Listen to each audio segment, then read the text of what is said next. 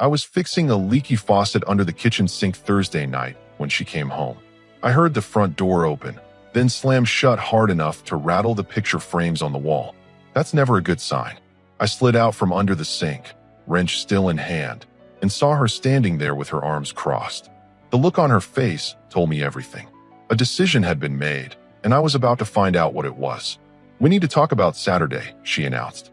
I wiped my hands on a rag and stood up. "Saturday, the housewarming party. We've been planning it for 2 weeks. Just friends coming over to see the place we've been renting together for the past 3 months. Nothing elaborate. Some food, drinks, maybe 30 people. What about Saturday?" I asked. She took a breath, squaring her shoulders like she was about to deliver a speech. "I invited someone who matters to me, and I need you to be cool about this. Actually, you need to be mature about this, or honestly, we're over." The phrasing caught me. Not a request, not a discussion. An ultimatum delivered like a corporate memo. "Who did you invite?" Garrett, the ex-boyfriend. 3 years together before me. The guy whose name came up in stories more than I cared for. The one she still followed on every social media platform because cutting people out is childish. I set the wrench down on the counter. "You invited your ex to our housewarming party." "Yes, Garrett and I are still friends. Good friends. And if you have a problem with that, then maybe you're not as secure as I thought you were." Her tone shifted to defensive. "I need you to be cool and mature about this. Can you do that, or are we going to have an issue?" There it was, framed as my problem, my insecurity, my potential failure to be mature enough to handle her bringing another man, her former boyfriend, into our home. I looked at her standing there, chin up, eyes challenging me to object. She'd rehearsed this. Prepared for the argument she expected me to start. Instead, I gave her a calm smile. "I will be extremely cool and very mature about it," I said. "I promise." Her expression flickered. Confusion replaced the defensive stance. That wasn't the script she'd prepared for. "Really? You're fine with this?" "Completely fine. If Garrett's important to you, he's welcome to come." She studied my face, searching for sarcasm or hidden anger. Found neither. "Okay, good. I'm glad you're not going to be weird about it." Her shoulders relaxed. "I was worried you'd make this into some big thing." "Not at all," I said, turning back to the sink. "I'm going to finish this faucet." She watched me for another moment, then walked into the bedroom. A minute later, I heard her on FaceTime with one of her friends, voice animated and victorious. "Yeah, I told him. He's totally fine with it. I knew he'd be mature if I just explained it properly. See, not every guy is insecure." I tightened the last fitting on the pipe and tested the faucet. No more leak. Fixed. I dried my hands and pulled out my phone, scrolling to a message thread with Dalton, my friend from the HVAC company where I work. He'd been telling me for months that she was testing boundaries. "You still have that spare room available?" His reply came fast. "Always. What's up?" "Tell you Saturday. Just need a place to stay for a bit." "Done. Doors unlocked whenever you need it." I put the phone away and gathered up my tools. From the bedroom, I could still hear her laughing, telling her friend how reasonable I was being. She thought she'd won, thought I'd accepted my place. Saturday was going to be educational for both of us. Friday morning, I woke up before her. She was still asleep, face peaceful, completely unaware. I got dressed quietly and headed to work. At the HVAC company, I kept my phone on silent. By lunch, there were 3 texts from her, all about the party, what food to get, who confirmed, how excited she was. Not one mention of Garrett. She'd moved past that conversation entirely, assuming it was settled. During my break, I sat in the truck and made a list. Not on paper, just in my head. Passport, birth certificate, laptop, hard drive with photos, the watch my grandfather left me, tools I bought with my own money, clothes for a week. Everything else could stay. My coworker Hector walked by with a sandwich. "You good? You look like you're planning something." "Just thinking," I said. "About how sometimes you don't realize you're in the wrong place until someone shows you the exit door." He nodded slowly. "That's deep for a Friday, man." After work, I stopped at the bank. Checked the accounts. We had a joint account for rent and utilities, but I kept my savings separate. Good thing. I transferred enough to cover my half of next month's rent into the joint account, then moved the rest into a new account at a different bank. Clean break. When I got home around 6, she was already there, surrounded by shopping bags. Target, apparently. Decorations, Plastic cups, paper plates. She'd gone all out. Can you help me hang these? She held up string lights. Sure. We spent the next hour setting up. She was in her element, directing where everything should go, talking nonstop about how great tomorrow would be, how everyone was going to love the place, how this was exactly what we needed. This is a fresh start for us, she said, stepping back to admire the lights we'd hung across the living room. Don't you think? Definitely a turning point, I replied. She smiled, missing the actual meaning. Around 8, she ordered pizza. We ate on the couch, her scrolling through her phone, showing me responses to the party invite. Lots of people confirming. Then she paused on one message and her face lit up. Garrett just confirmed. He's bringing wine. That's nice of him, I said, taking another bite. She glanced at me, maybe testing for a reaction. I gave her nothing. Just chewed my pizza and watched the TV. You're being unusually chill about all this, she said. You told me to be mature. I'm being mature. I know, but she trailed off, like she couldn't quite figure out why my cooperation bothered her. After dinner, she went to take a shower. I used the time to start moving things. Not obviously, just small stuff. My laptop went into my gym bag, the external hard drive, my good headphones, a few shirts I actually cared about. I put the bag in my car, tucked behind the driver's seat. When she came out, hair wrapped in a towel, I was back on the couch like nothing happened. What are you wearing tomorrow? She asked. Jeans and a button-up, probably. Perfect. I want us to look good together. Together. The word hung in the air.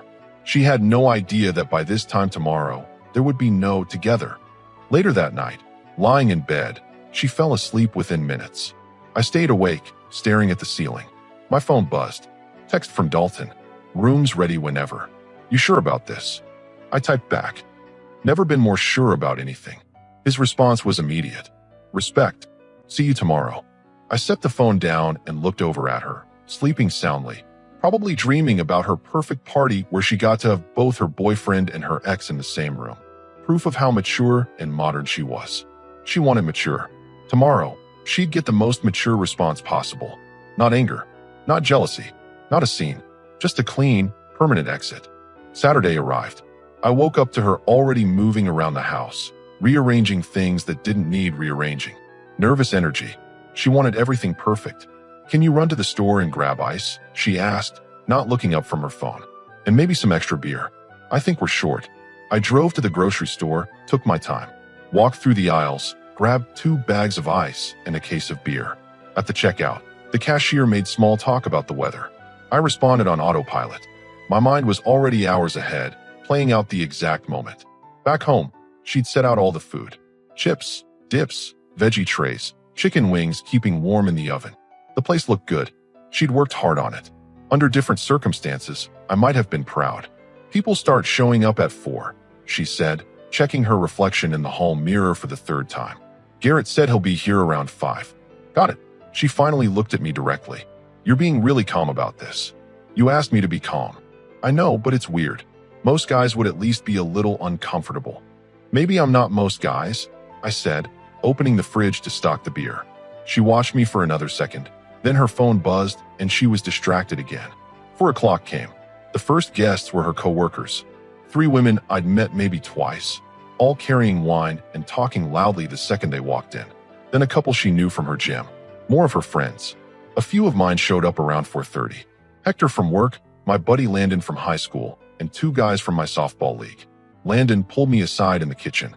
Why do I feel like I'm at her party, not yours? Because you are, I said quietly. He frowned. What does that mean? You'll see. Just stick around. The house filled up fast. Music playing, conversations overlapping, people laughing. She was in her element, moving from group to group, making sure everyone had drinks, introducing people. The perfect hostess. I played my part, smiled, made small talk, refilled ice buckets. A couple of people asked how the place was working out. I said fine. They asked about work. I said busy season. Normal party conversation. Around 4:45, she checked her phone, then looked toward the door. Waiting. One of her friends, a woman named Paige, cornered me near the snack table. So I heard Garrett's coming. That's pretty mature of you. Just trying to keep things friendly, I said. Still, not every guy would be okay with that. She studied my face. You're handling it better than my ex would have. I just shrugged and excused myself to grab more napkins. Hector found me in the hallway. He kept his voice low. Bro, what's going on? The vibe in here is strange.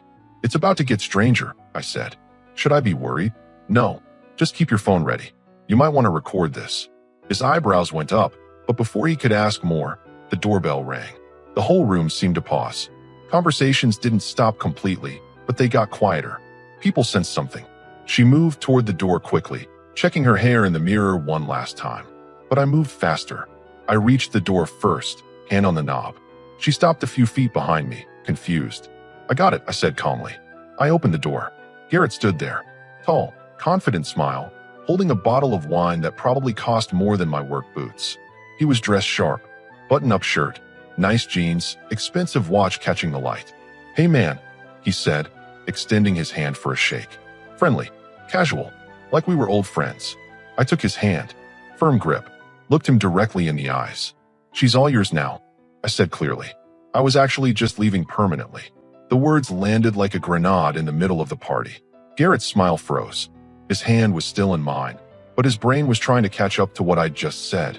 Behind me, complete silence. The music was still playing, but nobody was talking. Nobody was moving. I released his hand, turned toward the coat rack, and grabbed my jacket. She was standing there, mouth open, face going pale. What are you doing? She finally managed to say. I put on my jacket calmly, looked around at the room full of people, all staring at me. Thanks for coming, everyone. Enjoy the party. Then I walked past Garrett, still frozen in the doorway holding his wine bottle, and stepped outside. The door closed behind me with a soft click. From inside, nothing, just silence. I walked to my car, got in, and started the engine. My hands were steady, no shaking, no second guessing. I backed out of the driveway and drove toward Dalton's place across town. 3 blocks away, my phone started going off. Calls, texts, all from her. I let it ring. At a red light, I glanced at the screen. 17 missed calls in 5 minutes.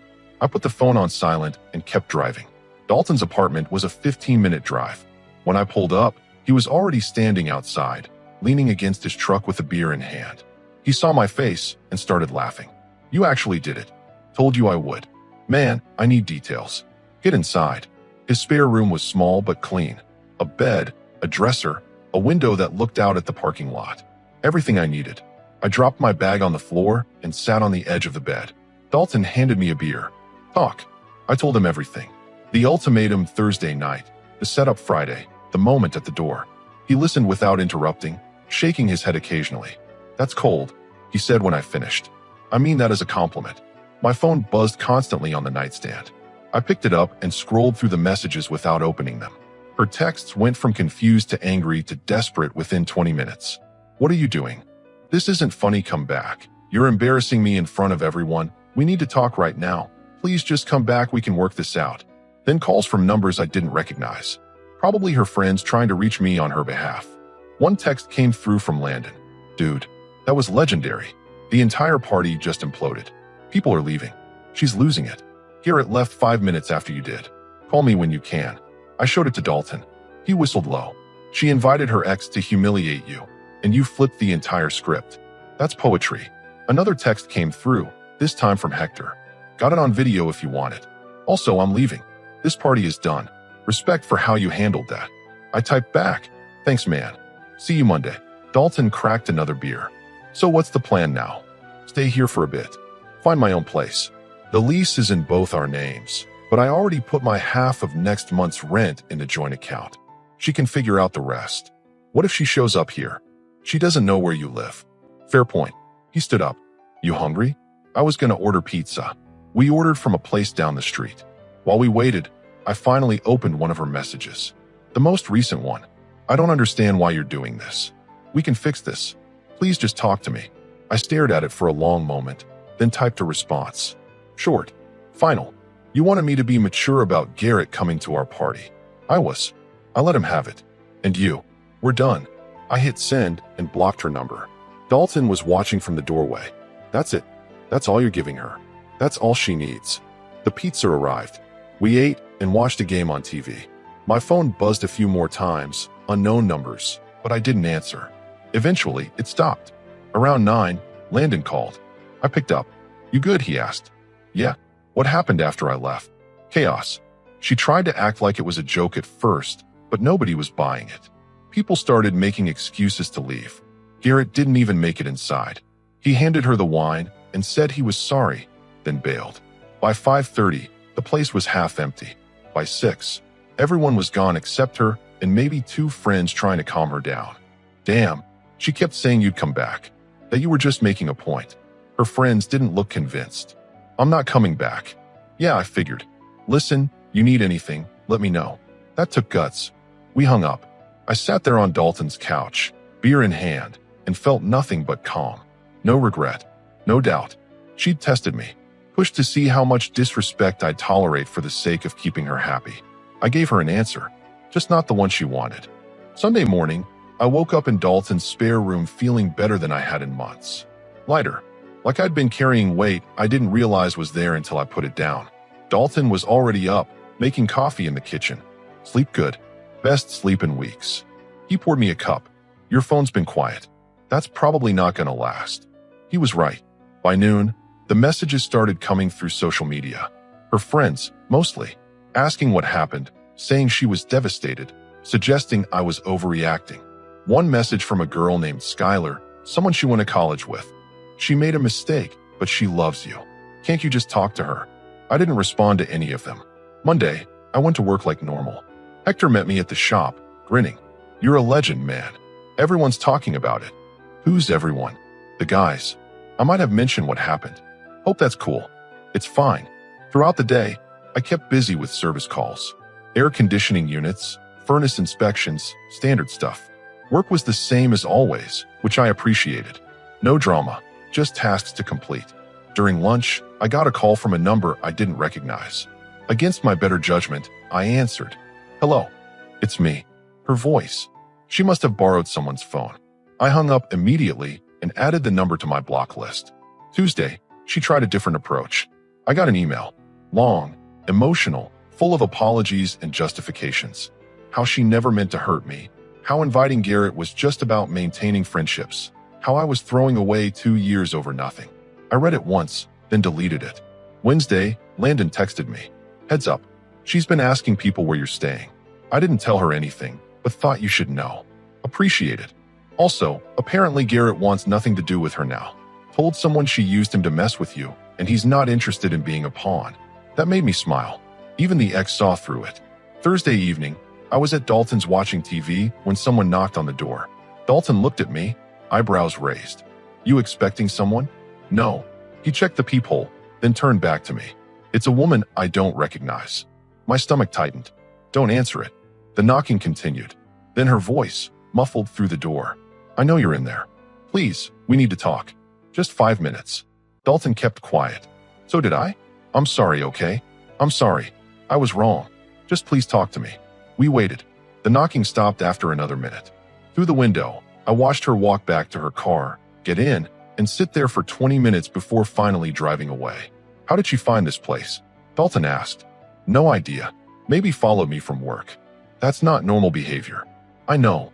Friday, exactly 1 week after the party, I met with a property manager about a studio apartment on the other side of town. Small, affordable, available immediately. I put down the deposit that afternoon. That weekend, I moved my remaining things out of our old place while she was at work. Dalton helped me load everything into his truck. I left my key on the kitchen counter with a note. Paid through end of month. You're on your own after that. I didn't take anything that wasn't clearly mine. Left the furniture we'd bought together, the dishes, the decorations she'd picked out. Just grabbed my clothes, personal items, tools, and the few things that mattered. Walking out of that apartment for the last time felt final. The door locked behind me, and I didn't look back. By Sunday, I was settled into my new place. Small but mine. No shared space, no tension, no games. My phone buzzed one more time. Another unknown number. Another text. People are saying you're cold, that you didn't even try to work things out, that you just gave up on us. I typed back from my new number, the last message I'd ever send her direction. I didn't give up. I just stopped playing. Then I blocked that number too. 3 months passed. Spring turned into summer. The studio apartment became home. I painted the walls, hung up some posters, got a decent couch from a secondhand store. Nothing fancy, but it was mine. Work stayed steady. I picked up extra shifts when they were available, saved money. Even got a small raise after finishing a commercial job ahead of schedule. My boss mentioned a promotion might be coming if I kept performing well. Hector and I grabbed lunch at a taco place near the shop one Thursday. He was halfway through his burrito when he brought it up. So, I saw her the other day. At Target. I took a drink of my soda. Yeah. She looked rough, man. Like she hadn't slept in a week. I don't think she saw me. Probably better that way. You ever think about reaching out? Closure, or whatever? I got my closure when I walked out that door. Anything else is just reopening something that needs to stay closed. He nodded. Fair enough. The guys from my softball league noticed the difference too. I showed up to games more often, actually paid attention instead of checking my phone constantly. We went out for drinks after one game, and Landon pulled me aside. You seem different. In a good way. I feel different. That whole situation with your ex, I gotta say, you handled it better than most people would have. No drama, no begging, just out. Sometimes the best move is just to leave the table. He raised his beer. I'll drink to that. I started doing things I'd let slide during the relationship. Went hiking on weekends. Fixed up my car, which had been making a weird noise for months. Started reading again. Small things, but they added up. One Saturday afternoon, I ran into Paige at a coffee shop. She recognized me immediately. Hey, I wasn't sure I'd see you again. Just grabbing coffee. She hesitated, then spoke carefully. I heard what happened after that party. The full story, I mean. What did you hear? That she spent weeks trying to get you back. That Garrett told people she manipulated both of you. That she eventually moved back in with her parents because she couldn't afford the place alone. Paige studied my reaction. Does any of that bother you? No. Really. She made choices. I made mine. What happens to her now isn't my responsibility. Paige smiled slightly. That's probably the healthiest thing I've heard anyone say after a breakup. I paid for my coffee and left. Ran a few errands. Went home. Spent the evening watching a game. Normal Saturday. That night, lying in bed in my quiet apartment, I thought about where I was 3 months ago. Standing in a house full of people, being tested, being pushed to accept disrespect disguised as maturity. I could have stayed. Could have swallowed it, smiled through the party, pretended everything was fine. A lot of guys would have, just to keep the peace, avoid being alone, maintain the relationship. But respect isn't something you compromise on. The moment you accept being treated as less than, you teach people that's acceptable. And once that line gets crossed, it keeps getting crossed. My phone buzzed. Text from Dalton. Pool night at Rusty's. You coming? Be there in 20. I got dressed, grabbed my keys, and headed out. Life wasn't perfect. The studio was small, money was tight sometimes, and yeah, starting over wasn't easy. But I could look at myself in the mirror without seeing someone who settled. Someone who accepted disrespect for comfort. Someone who stayed in a situation that diminished him. I walked out of that party with my dignity intact. And 3 months later, I still had it. That was worth more than any relationship built on tolerance of disrespect. Some people might call what I did cold, extreme, an overreaction. Those people can date her next. As for me, I was exactly where I needed to be. Free.